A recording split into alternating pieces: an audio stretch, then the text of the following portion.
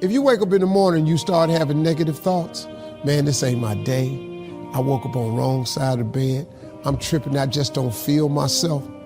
Just stop for a second and start going over in your mind everything you have to be grateful for. Everything you already have, not everything you want. Because what you have is substantial. The fact that you can walk, that's a blessing. The fact that you woke up, that's another blessing. See, think, reason, that's another blessing. The fact that you can go somewhere and get yourself something to eat, that's another blessing. The ability to dream is a blessing. The fact that you have an opportunity to get it right is another blessing. The fact that you have any measure of health, that's another blessing. I could give you 50 things you ought to be grateful for right now. I don't even know you. Start coating your mind with gratitude. It'll change everything for you. As we travel from season to season, it is seeing the wicked go forward while the righteous are held back. Sometimes I see people succeeding who didn't work nearly as long, have not been faithful at all. They seemingly have moments of victory. Their victories are flaunted in my face while all hell has broken loose in my life. Seemingly they are having victory and triumph. The very sight of their prosperity becomes your agony. That it is not your test that baffles you, but their success agonizingly displayed before you makes you despair of life. How they prosper in their own way, they shall soon be cut off. Decide to do it now. Decide whatever you want to do, that you are now going to become actively involved, exploring the possibilities for you. That you're going to look at it and do just a little bit of it. When I decided to become a speaker, I didn't just quit my job and just ran out and say, I'm a motivational speaker. No. I decided to start looking at other people that were involved in the speaking profession. Whatever you want to do, get your feet wet. Gain some experience. Find out whether or not this thing you want to do will fit for you. If you want to have a restaurant, have you ever operated a restaurant before? Well, really, you don't even know if you want one. You got to find out what fits for you. Because you might decide that after you go up in there and examine it and experience it and get some experience, you say, this is really not what I want. This does not fit for me. So decide that you're going to do that.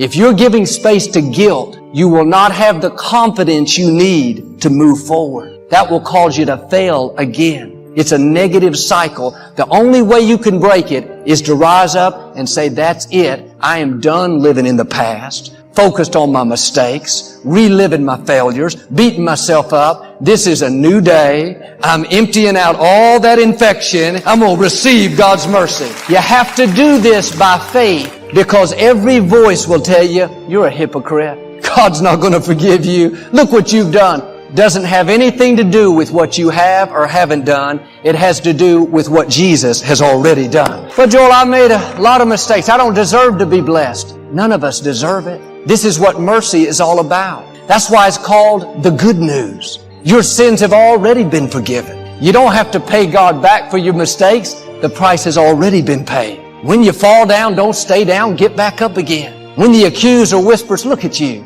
You blew it again. You'll never get it right. Just answer back, yes, I know I'm not perfect, but I am forgiven. I may not be where I should be, but I'm making progress. I'm moving forward. I'm not where I used to be. Don't let guilt poison your future. Empty it out. Sometimes it's hard to empty out the negative. When a person does us wrong, human nature wants to hold on to the hurt, become bitter, carry around a grudge. We think, I'm not going to forgive them. They don't deserve it. But you're not forgiving for their sake. You're forgiving for your sake. As long as you hold on to the hurt, the anger, the bitterness, it's not affecting them. It's infecting you.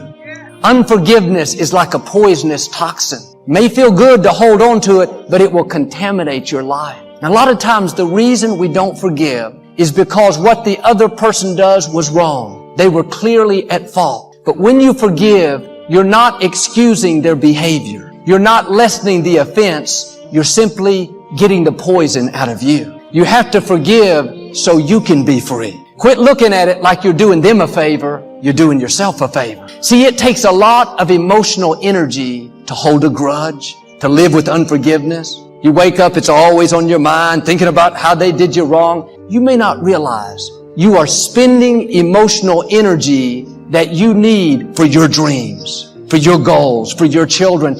You won't become all you were created to be if you are wasting emotional energy on things that don't matter. That unforgiveness is an impurity. Yes, what they did was wrong, but you have to let it pass. You have to release it. When you do, you'll not only feel a new freedom, not only have more energy, but God will be your vindicator. He will make your wrongs right.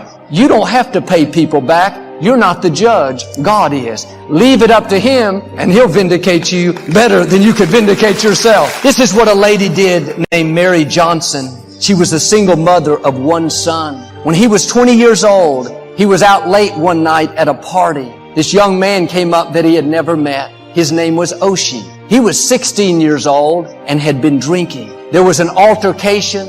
In the heat of the moment, Oshi pulled out a gun and shot Mary's only son. He was instantly killed. Mary was so filled with anger and hatred, she told the judge that 16-year-old boy was an animal and he needed to be caged. When he was only charged with second-degree murder, Mary was even more angry. She became a recluse, stayed in her house, wouldn't look at her son's picture. 10 years passed. She knew it was time to forgive. She could hear the still small voice telling her to let it go. She contacted the prison to see if she could visit Oshi. They said yes, but Oshi said no. He wouldn't do it. She kept asking and asking. Finally, he agreed. She showed up at the prison. When she saw Oshi, he came around and gave her a big hug and held onto her. They wept and wept. Mary said, as I was embracing Oshi, I could feel hatred and bitterness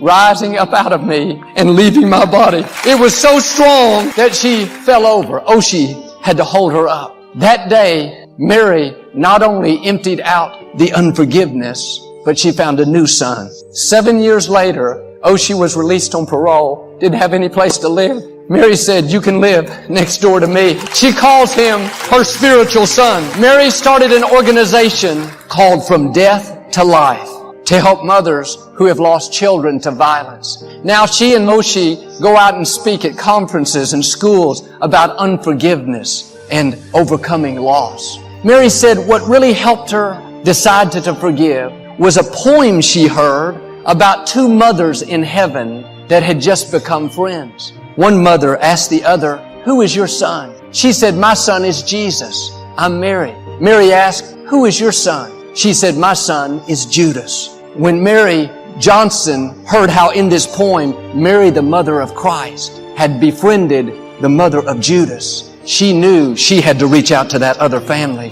Now she helps other mothers do the same thing. Out of your pain can come your purpose. I saw a lady on television recently. Several years earlier, her son had been killed in an accident. They asked her how she was doing, and she made the statement, you never really get over it, but you can get past it. She was saying, yes, it's difficult. Yes, there was a season of mourning, but you don't have to stay in mourning. You don't have to live bitter. You don't have to get stuck in grief, in depression. You can move forward. When you go through a loss, things happen you don't understand. It's easy to think, I just need to get over this. But sometimes that's too strong. It can put more pressure on us. We think, why do I feel this way? I must be doing something wrong. Take the pressure off. You don't have to get over it. Just get past it. Just keep moving forward, taking it one day at a time. God said He will never give you something that you cannot handle. You may not understand why it happened, but the Scripture says God will give us a peace that passes understanding. You're not going to figure everything out. If you'll let go of the questions of life,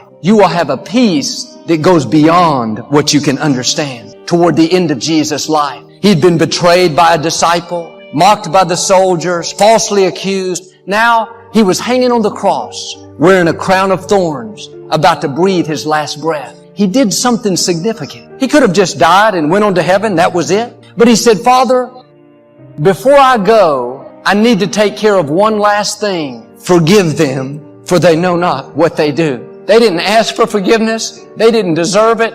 Jesus was saying, in effect, I'm not going to leave this earth with anything negative in me. He was showing us by example how we should release the toxins. I read where Leonardo da Vinci was painting a portrait of Christ. He let some small children in the room to watch him paint. One of them accidentally knocked over the easel. He became very upset and ushered them out of the room. He sat back down to finish, but he said he could not paint the face of Christ with anger in his heart. That's what happens when we hold on to the negative. It stifles our creativity. We don't do our best work. It's because there's infection that's slowing us down. Are you allowing negative things in your container? To reach the fullness of your destiny, you need to operate at your maximum potential. If you have a little bitterness, a little guilt, a little jealousy, a little worry, if you add up all the space the little is taking, you're only operating at a fraction of what you could. I'm asking you to empty all that out. God is ready to fill your life with good things. He wants to keep you young and strong. Do your part and make room for Him. Every morning, empty out the guilt, empty out the worry, empty out the discouragement. And when the impurities come, when the infection comes, don't let it stay. Let it pass on through. Keep your heart pure. If you do this, I believe and declare you're going to step up to a new level